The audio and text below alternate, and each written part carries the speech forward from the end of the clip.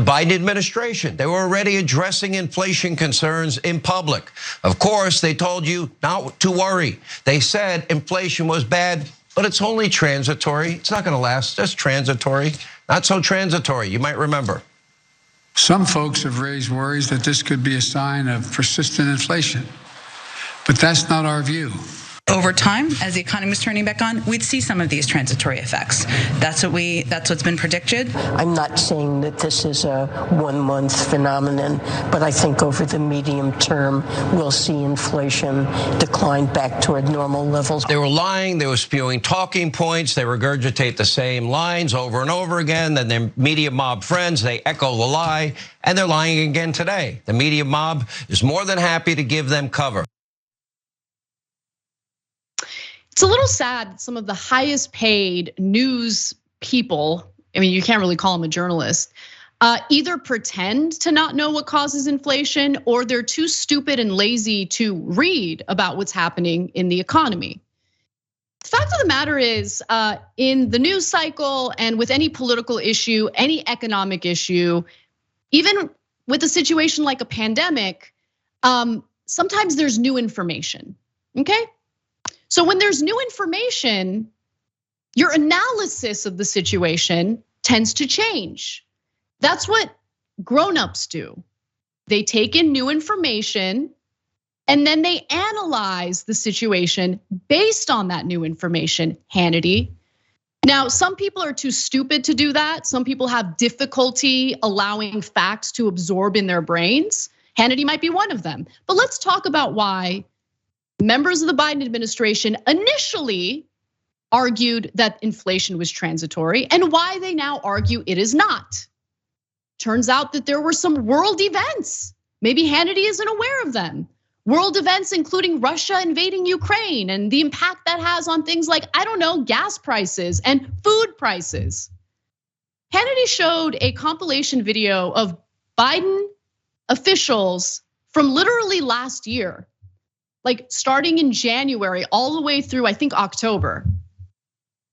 Gee, guys, I wonder, has anything changed in the news since October of last year? Has there been any new information, any world events that could have an impact on something like inflation? Yeah, I think so, maybe. And look, I think that there are things that Biden can do to help Americans out during this period of inflation. But my proposed solutions are very different from what someone like Hannity would propose. I would want to make ordinary Americans who are working real hard whole during this situation. Hannity would probably give them the middle finger and tell them to lift themselves up by the bootstraps, because that's who Hannity and the right wing really are. So let's take a look at this fun graph that was put together by the New York Times. And it compares all of these developed countries in terms of what they're experiencing with inflation. So as you guys can notice, almost every country has experienced significant inflation with few exceptions. So China and Japan apparently have experienced very little inflation. China at 1.5%, Japan at 0.9%.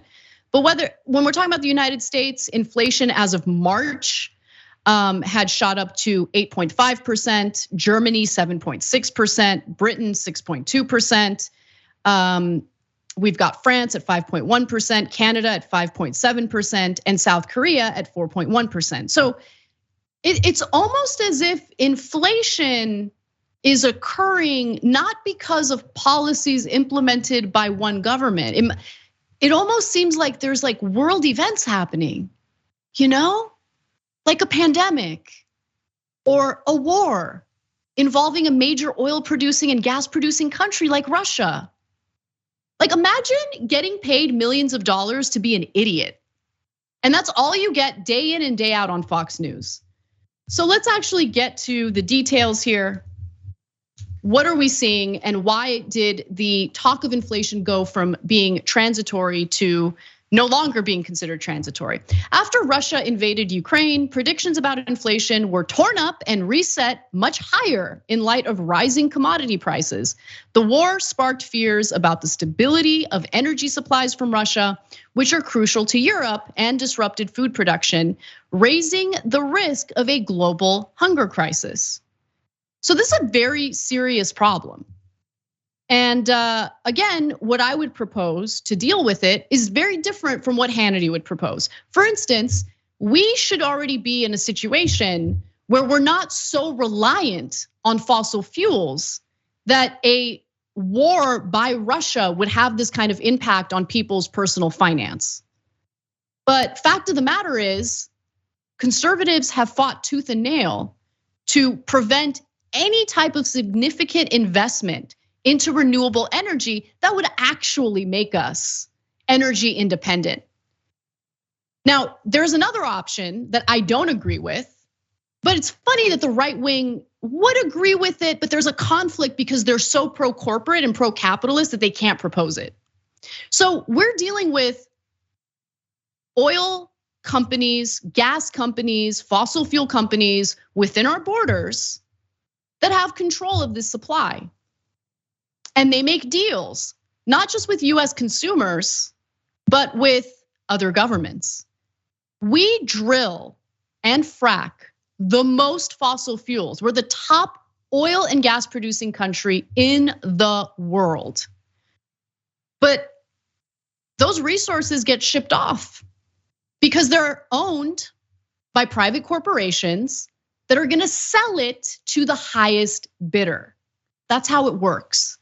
So would Hannity and the rest of the right wing, the individuals who love the fossil fuels so much, are they gonna propose that Biden implement a ban on exporting these natural resources? That would require speaking out against their corporate buddies. What a conflict. So instead, they just have these vague, nonsensical rants about like, we don't like Biden. Biden's really bad. Okay, so what is your solution then? Oh, you don't have a solution. Okay, great, moving on. The Consumer Price Index data released Tuesday showed a whopping 18.3% increase in gasoline prices in March from the prior month, seasonally adjusted, accounting for over half of the overall monthly increase in the index. For the year through March, gasoline prices rose 48%. So no doubt, Americans need help, okay? It is undeniable that that's the case. But what I would say that Biden should do is not in any way something that right wingers are in favor of. What can we do to help people pay for these bills? What can we do, like low income people, what can we do to help them pay for gas? Biden has done a few things here and there that don't really, it just barely makes a dent. But any real substantive policy that helps relieve the pain that people are feeling in the country, that hasn't really been implemented. So I also want to go to one other cause of inflation right now, and it's the fact that China just takes COVID way more seriously than most other countries, certainly way more seriously than the United States does. So China's undergoing another lockdown.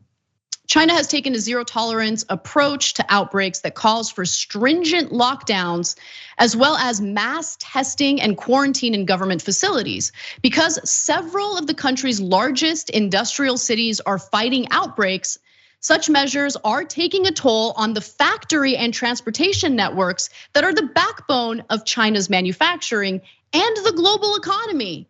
See, that's the other thing that Hannity and other right wingers don't like to mention, makes them a little uncomfortable, because their corporate goons, their corporate buddies love exploiting cheap labor, workers who are abused in other countries, underpaid, undervalued. They love that cheap labor. But turns out when we have most of our products manufactured in another country because corporations are just drunk off exploiting labor, we're at a significant disadvantage when that country that we rely on for the manufacturing shuts down in the middle of a pandemic, right? The measures in China, home to about 1/3 of global manufacturing, are disrupting the production of finished goods like Toyota and Volkswagen cars and Apple's iPhones, as well as components such as circuit boards and computer cables. So no one on the right is speaking out about how corporations have put us in a uniquely terrible position right now. They're definitely part of this inflation issue. And I mean, even companies that didn't need to raise their prices decided to do so because they decided to exploit the inflation narrative to increase their profits. And we've talked about that before. Final thing I'll mention, and I hope this is helping Hannity out, Homeboy can't be bothered to read anything, neither can his idiot producers. Jen Psaki also called out Texas Governor Greg Abbott in this press release. I thought it was fascinating, and I've seen some videos of what this looks like. Governor Abbott's unnecessary and redundant inspections of trucks transiting ports of entry between Texas and Mexico are causing significant disruptions to the food and automobile supply chains, delaying manufacturing, impacting jobs, and raising prices for families in Texas and across the country. Local businesses and trade associations are calling on Governor Abbott to reverse this decision because trucks are facing lengthy delays exceeding 5 hours at some border crossings, and commercial traffic has dropped by as much as 60%. But let's keep it real, folks. You think that's an accident? Maybe it's a little conspiratorial, but I would venture to say it's on purpose. Because if you can manufacture a crisis by taking hold of the ports, making sure that trucks and transit isn't able to go to and from countries that we rely on for manufacturing, you can then turn around and just blame Biden for it. It's Biden's fault. Anyway, but I'm glad that Jen Psaki and the White House fought back with a press release, very strong. Good stuff. Thanks for watching The Young Turks, really appreciate it. Another way to show support is through YouTube memberships. You'll get to interact with us more. There's live chat emojis, badges. You've got emojis of me, Anna, John, JR. So those are super fun. But you also get playback of our exclusive member-only shows and specials right after they air. So all of that, all you gotta do is click that join button right underneath the video. Thank you.